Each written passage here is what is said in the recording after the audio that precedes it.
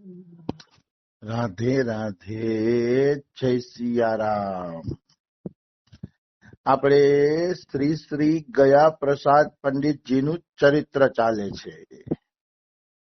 ગયા પ્રસાદ પંડિતજીના ચરિત્રમાં આપણે કાલે જોયું કે કાશીરામ કરીને એક શેઠ હતા, એને મનોમન ગયા પ્રસાદ પંડિતજીને ગુરુ માની લીધા. હા, મનોમન જ ગુરુ માની લે છે. અને પછી એ રોજે રોજ ગયા પ્રસાદ પંડિતજીના સત્સંગમાં જાતા. ડેઈલી રોજે રોજ ગયા પ્રસાદ પંડિતજીના સત્સંગમાં જાય. હા, તો સત્સંગ સાંભળતા સાંભળતા ભાઈને એવો ભાવ થયો કે હું ગયા પ્રસાદ પંડિતજીની કઈક સેવા કરું. હા, પણ ગયા પ્રસાદ પંડિતજી કોઈની સેવા લેતા નહોતા. કોઈ એને કઈ જરૂર નહોતી, શું સેવા લે?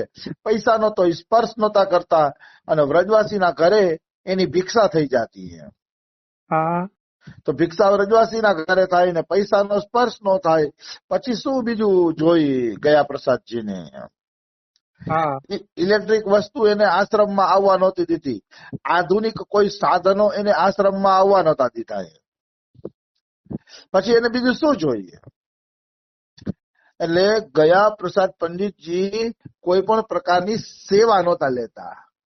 હા, કોઈ પણ પ્રકારની સેવા ન લેતા. એટલે આને એમ થયું કઈ રીતે પંડિતજીની સેવા કરું એમ. તો ગયા પ્રસાદજીને ખબર પડી ગઈ કે આની સેવા કરવાની ભાવના ખૂબ જ છે.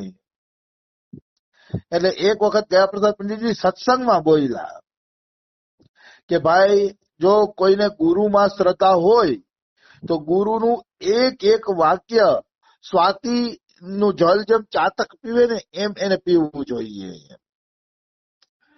ચાતક છે ને એ સ્વાતિ નક્ષત્રનું જ પાણી પીવે. હા, સ્વાતિ નક્ષત્રનું પાણી આકાશમાંથી વરસે એટલે ચાતક ચાંચ ખોલીને પાણી પી લે. પછી આવતા ચોમાસા સુધી એ પાણી પીતું નથી ચાતક. હા, એમ સાચો શિષ્ય ગુરુના વાક્યને ચાતકની જેમ પકડી લે. બિલકુલ. ચાતકની જેમ એને ગુરુના વાક્ય પકડી લેવા જોઈએ અને પછી સેવા કરવી જોઈએ. એટલે ઓલા શેઠજી હતા ને કાશીરામજી, સમજી ગયા કે ગુરુ તો મારી સેવા નથી લેતા, તો ગુરુ સત્સંગમાં જેની સેવા કરવાનું કહે ને એની સેવા મારે ચાલુ કરી દેવી છે. અને ગયા પ્રસાદ પંડિતજી અવારનવાર સત્સંગની અંદર બોલતા કે સંતોની સેવા કરો, ગરીબોની સેવા કરો, એ ભગવાનની જ સેવા છે. હા, એવું બોલતા ગયા પ્રસાદ પંડિતજી. એટલે એને છે ને ગરીબોમાં દાન દેવાનું ચાલુ કર્યું. કેવી રીતે આપણે વિસ્તારથી લઈએ. હા, એકવાર ગયા પ્રસાદ પંડિતજી સત્સંગમાં બોલ્યા કે સંસારી જીવ ભગવત કાર્યને પણ માયિક બનાવીને કરે છે, માયાનું આચરણ કરીને કરે છે. હા, અને ભગવાનના ચરણમાં જે જીવ હોય છે ને એ માયાનું કાર્ય પણ ભગવાનનું કાર્ય બનાવીને કરે છે. બિલકુલ. જો આ બહુ અગત્યની વાત છે. હું હવે તમને ઉદાહરણ દ્વારા એને સમજાવું હા, કે સંસારના લોકો કઈ ભક્તિનું કાર્ય કરતા હશે ને તો એ ભક્તિના કાર્ય નહીં, માયાનું કાર્ય બનાવી દેશે, કારણ કે એને સાચો સત્સંગ નથી મળ્યો. કઈ રીતે હું કહું, માની લ્યો કોઈ ભાગવત કથા બેહાડી પણ એને સાચા સંતોનો સંગ છે નહીં, અને ભાગવતની કથા બેહાડી, તો એ ભાગવતની કથામાં જોજો દેખાડો કરશે, પૈસા વાપરશે, સારું જમાડશે, મારો બાબો પડવો જોઈએ કે નહીં મેં મોટી ભાગવત કરાવી, તો એ ભાગવત કથાનું કાર્ય એનું માયાનું કાર્ય થઈ ગયું. બિલકુલ. ભાગવત કાર્ય પણ માયાનું કાર્ય થઈ ગયું, કારણ કે એને સત્સંગ નથી ભાગવત કથા કેવી રીતે કરવી એમ. એટલે એનું એ કાર્ય માયાનું કાર્ય બની જાય છે. આવી વસ્તુ છે. અને ભગવત ચરણ આશ્રિત માયાનું કાર્ય પણ ભક્તિ બનાવે છે. જેવી રીતે અર્જુને લડાઈ કરી, લડાઈ કરવા છતાંય અર્જુન ઉપર ભગવાન પ્રસન્ન થયા કે વાહ અર્જુન વાહ, તે તો મારું કાર્ય કરી દીધું. હા, નહીતર આ બધાને મારે મારવાના જ હતા, તું નિમિત્ત બની ગયો તો મારે એટલી જિમ્મેદારી ઓછી થઈ ગઈ. તો લડાઈનું કાર્ય પણ ભજન બની ગયું અર્જુનનું.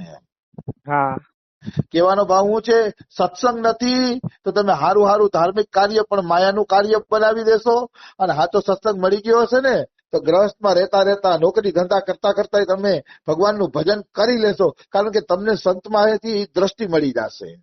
હા એ દ્રષ્ટિ મળી જશે કે કઈ રીતે ભજન કરવું સંસારમાં રહીને પણ, આસક્તિ છોડીને કઈ રીતે ભજન કરવું. તો આ ગયા પ્રસાદ પંડિતજી સત્સંગમાં બોલે છે. જેવી રીતે દાન ઉપર એટલે બોલે છે કે કાશીરામ શેઠને દાન કરવાની ઈચ્છા થઈ હતી. જેવી રીતે દાન એક પરમ કલ્યાણનું પ્રદાતા છે. પણ સંસારી જીવો એ દાનને દેખાડવા માટે, પોતાની પ્રશંસા માટે દાન કરે છે, એટલે પછી એ દાન ભગવાન પાસે પહોંચાડતું નથી. હા ગયા પ્રસાદ પંડિતજી કહે છે કે દાન તો એવું હોવું જોઈએ કે એક હાથ આપે તો બીજા હાથને પણ ખબર પડવી જોઈએ નહીં. બિલકુલ. એનું નામ સાચું દાન કહેવાય છે. હા એક હાથ આપે તો બીજા હાથને પણ જાણ થવા દેવી જોઈએ નહીં, એને કહેવાય છે દાન. તો ગયા પ્રસાદજી કે આવું કોઈ દાન કરશે, આવી રીતે ગુપ્ત રીતે કોઈ સંતોની અને ગરીબોની સેવા કરશે તો નિશ્ચિત કે ભગવાન પાસે પહોંચી જશે. હા અહીંયા યથાશક્તિ, આ તો શેઠ હતા એટલે શેઠને ભાવ હતો કે હું કઈક સેવા કરું, એટલે એના માટે જ ગયા પ્રસાદજી બોલે છે. પણ અહીંયા એવું જરૂરી નથી કે બધા સેવા કરીને જ ભગવાન પાસે પહોંચે. કોઈ પાસે ધનની અછત હોય તો એ ભગવાનના નામથી પણ પહોંચી શકે છે. હા કોઈ પાસે સગવડતા હોય તો થોડુંક દાન કરવું જોઈએ, બાકી ભગવાનનું નામ તો બધા માટે છેલ્લે છે જ. સૂર કિશોર કૃપા તે સબ બલ હારે કો હરિ નામ. છેલ્લે છેલ્લે હરિનામ તો બધા માટે છે અને છે જ. બિલકુલ. આવી વસ્તુ છે. તો કે આવી રીતે ગોપનીયતાથી કોઈ દાન કરે છે તો ભગવાન પાસે પહોંચી જાય છે. અને કાશીરામ શેઠે આ વાત પકડી લીધી કે મારાથી જાજુ ભજન તો નથી થતું, ચાલો હું ગોવર્ધનમાં સાધુ સંતોની સેવા, ગરીબોની સેવા કરીશ, કે ભગવાને મને ઘણું આપ્યું છે. હા એટલે એને શું કર્યું, પછી હવારે હવારે ગોવર્ધનની ગલી ગલીમાં ફરે. કોણ ભજન કરે છે, કોણ સાધન કરે છે, કોણ ગરીબ છે, કોની પાસે ઓઢવાનો ધાબળો નથી, ને એવું બધું પૂછે. સમજાણું?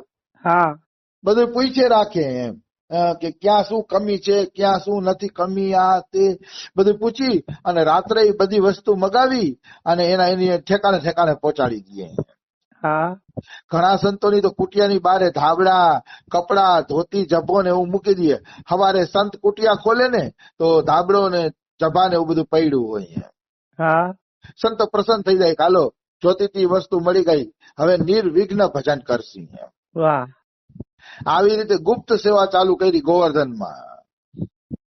તો ગોવર્ધનમાં ગુપ્ત સેવા ચાલુ કરીને તો કેટલાયના તૂટેલા હૃદય જોડાઈ ગયા, કેટલાય ધામ છોડીને ભાગવાની તૈયારી કરતી હતા, એ બધા રોકાઈ ગયા, કારણ કે એને બધી વસ્તુ મળી ગઈ ને એટલે રોકાઈ ગયા એ લોકો. હા નકર એને ધામ છોડીને ભાગી જવું હતું, કારણ કે જીવન જરૂરી વસ્તુ ન મળે તો કોણ રોકાવાનું છે. હા ખરેખર ગ્રહસ્થોને ઓમ ધન્યવાદ છે કે વ્રજમાં જેટલા વિરક્ત સંતો છે એ જો સુખેથી ભજન કરતા હોય તો ગ્રહસ્થોના દાનના કારણે જ કરે છે. હા આ ગુજરાતી કોલોની એક એવું છે પોતાનું કરીને આવી છે, બાકી તો બધા સંતો બિચારા વ્રજવાસી ઉપર જ નભે છે. હા જે કઈ લઈને નથી આવ્યા એ વ્રજવાસી ઉપર જ નભે છે. આવી વસ્તુ છે. તો આ રીતે એને છુપું દાન ચાલુ કર્યું કાશીરામ શેઠે. ગરીબો પ્રસન્ન થઈ ગયા, બધા લોકો પ્રસન્ન થઈ ગયા, બધાને ખૂબ જ આનંદ આવ્યો કે અમારો તો મસીહા જાણે આવી ગયો. હા પછી શું થયું, કાળક્રમે કાશીરામ શેઠ મરી ગયા. તો એ મરી ગયા ને તો સેવાઓ બંધ થઈ ગઈ. એ સેવાઓ બંધ થઈ ત્યારે બધાને ખબર પડી કે આ સેવા તો કાશીરામ કરતા હતા.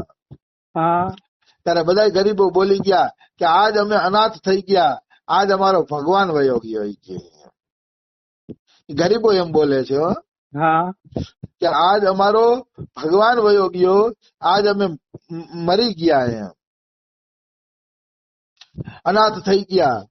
પછી તો ગયા પ્રસાદ પંડિતજીને ખબર પડી તો ખૂબ હરખાણા કે મારા શિષ્યએ આવી ગુપ્ત સેવા કરી, અને ગુપ્ત સેવા કરી અને ખૂબ સરસ રીતે એમ કે ગોવર્ધનને હાચવી લીધું. હા તો આ રીતે ગુપ્ત સેવા કરી અને ભગવાનના ધામમાં પહોંચી ગયા. ગયા પ્રસાદ પંડિતજીને પાછળથી ખબર પડી કે આ રીતે સેવા કરતા હતા, એને ખબર નહોતી. વાહ. કારણ કે સેવા જે એને ગુપ્ત રીતે એવી કરી હતી ને કોઈને ખબર ન પડવા દીધી. તો આ રીતે ગુપ્ત સેવા હોવી જોઈએ. હા, ક્યાંય આપણા અંગત હોય ને આપણે વાત ક્યારેક નીકળી ગઈ હોય તો પ્રેરણા માટે એ કઈ ઓલો દોષની વાત નથી. પ્રેરણા માટે વાત કરી શકાય છે. હા. બીજાને પ્રેરણા મળે તો કહી શકાય. અમે જો રમેશ બાબાની ગૌશાળાના વખાણ નથી કરતા, ક્યાં લાખો રૂપિયા આવે છે ને માગવા જતા નથી ને તોય આવે છે, શું કામ વખાણ કરી? બીજાને પ્રેરણા મળે હા. કે સંસારમાં આવી સંસ્થાઓ પણ છે કે માયકા વગેરે કરોડો રૂપિયા આવે છે ને હાલે છે. આવી બધી વાતો છે. આવી એટલે આ બધી વાતો વિચિત્ર વાતો છે એમ. અને આના ઉપરથી કેમ દાન કરવું એ શીખવાનો પ્રસંગ આપણો છે એ પૂરો થઈ ગયો. હવે આપણે આગળના પ્રસંગમાં પ્રવેશ કરીએ. આગળનો પ્રસંગ છે વિચિત્ર કાંટો. મતલબ કોઈ માનસિક સેવા કરતું હોય તો એ માનસિક સેવા છે ને કંઈક સિદ્ધ થઈ જાય છે. હા. એનો આ સરસ મજાનો પ્રસંગ છે. એક વખત ગયા પ્રસાદ પંડિતજી થોડાક અશક્ત અવસ્થામાં હતા. અશક્ત અવસ્થા એટલે શરીરમાં શક્તિ નહોતી, થોડીક બીમારી જેવું હતું. હા. અને કુટિયાની અંદર જ ભજન કરતા, કુટિયાની બહારે પણ નીકળતા નહીં. તો એક વખત કુટિયાની અંદર આસનમાં બેઠા બેઠા એ ભજન કરતા હતા અને આજુબાજુ એના સેવકો મૂંગા મૂંગા ગપસપ કરતા હતા, થોડી થોડી ને ભજન કરતા હતા અને થોડીક સત્સંગની વાતો પણ કરી લેતા હતા. હા. તો આ રીતે બધા ભજન કરતા હતા કુટિયાની અંદર. ત્યાં અચાનક ગયા પ્રસાદ પંડિતજી બોલ્યા, એ મારા પગમાં કાંટો લાગી ગયો, મારા પગમાં કાંટો લાગી ગયો, કોઈ જુઓ તો ખરા, મારા પગમાં કાંટો લાગી ગયો. તો ઓલા શિષ્યો કહે છે, અરે ગુરુજી તમને કાંટો ક્યાંથી લાગે? તમે તો કુટિયાની બહાર જ નથી ગયા, કુટિયાની અંદર બેઠા છો. કે આંખ ખોલીને જુઓ તો ખરા. કે આંખ બંધ છે એટલે તમને એવું લાગે છે. કે આંખ ખોલીને જુઓ, તમે તો કુટિયાની અંદર જ છો. કે તો એને આંખ ખોલીને જોયું, આંખ ખોલીને જોયું તો કુટિયામાં જ હતા, પણ તોય કે મને દુખાવો થાય પગમાં, જુઓ તો ખરા પગમાં કાંટો લાગ્યો છે. કે એમ તો કે હા, તો જોયું તો સાચું કાચ પગમાં કાંટો હતો. હા. સાચું કાચ ગયા પ્રસાદ પંડિતજીના પગની અંદર કાંટો હતો. તો બધા કે આ શું? કે ગયા પ્રસાદજી બારે નથી ગયા ને પગમાં કાંટો કેમ લાગી ગયો? હા. તો પૂછ્યું કે ગુરુજી તમે તો ક્યાંય બારે ગયા નથી, તો બારે નથી ગયા તો પછી આ પગમાં કાંટો કઈ રીતે લાગી ગયો તમને? તો કે અરે ભાઈ હું બારે ગયો તો કે આજ કનૈયા અરે હું ગોવર્ધનની તળેટીમાં ગાયું ચરાવવા ગયો તો. કે હા. માનસીમાં, માનસિક સેવામાં. ઓમ તો ગયા પ્રસાદ પંડિતજી ક્યાંય જઈ શકતા નહીં, વૃદ્ધાવસ્થા હતી, પણ રોજ મનથી કૃષ્ણ હારે ગાયું ચરાવવા જતા. તો કે આજે હું મનથી કૃષ્ણ હારે ગાયું ચરાવવા ગયો તો અહીંયા મને કાંટો લાગ્યો નહીં, મારા પગમાં પ્રગટ થઈ ગયો કાંટો. કે હા. આને કહેવાય માનસી સેવા સિદ્ધ થઈ ગઈ. વાહ. આને કહેવાય માનસી સેવાની સિદ્ધિ, કે એની માનસી સેવા છે ને એ સિદ્ધ થઈ ગઈ. મનમાં જે વિચારો અને પછી પ્રગટમાં પ્રગટ થઈ જાય ને તો માનવાનું તમારી માનસી સેવા સિદ્ધ થઈ ગઈ. માનો તમે ભગવાનને જમાડતા હોય, ભગવાનને જમાડતા હોય અને ભગવાન જમી લે તો માનો તમારી માનસી સેવા સિદ્ધ થઈ ગઈ. એટલે માનસી સેવા સિદ્ધ થાય ને એનું લક્ષણ જ એ છે કે મનથી જે વિચારીએ છીએ એ પ્રગટમાં પ્રગટ થઈ જાય. ગયા પ્રસાદ પંડિતજી ગાયું ચરાવવા ગયા હતા, અહીંયા કાંટો લાગ્યો તો કુટિયામાં કાંટો પ્રગટ થઈ ગયો એના પગની અંદર. એટલે સાબિત થઈ ગયું કે મનથી કાનોડા ભેગા જ હતા. એવી વાત છે. એટલે આ રીતે સંતોની માનસી સેવા સિદ્ધ થતી હોય છે. સમય થઈ ગયો છે, બીજું કાલે લઈ લેશી.